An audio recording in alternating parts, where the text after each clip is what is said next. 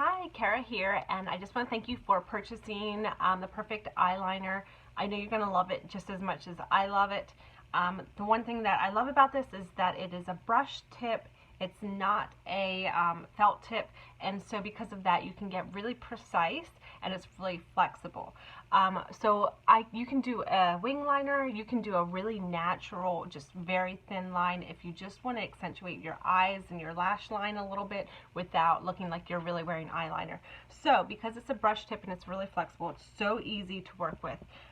What I do, and I'm going to just give you a couple tips so you can definitely work with this and figure out all the many ways you can use it. A really natural eyeliner is just lay your eyeliner just on your lashes and just gently pull through. And this is also like smudge proof. You can get wet, it's not going to run. It's just really great. So there we go for just a really natural, to define your eyelashes, your eyes a little bit more, just do a really light line, and it looks like you're not even wearing makeup. It's the perfect no makeup look. If you want to get a little more bold, you can definitely do that. So easy with this, because you can get the thick lines, you can get the thin lines, you can kind of get everything with this, and it's perfect. That's why it's called the Perfect Eyeliner.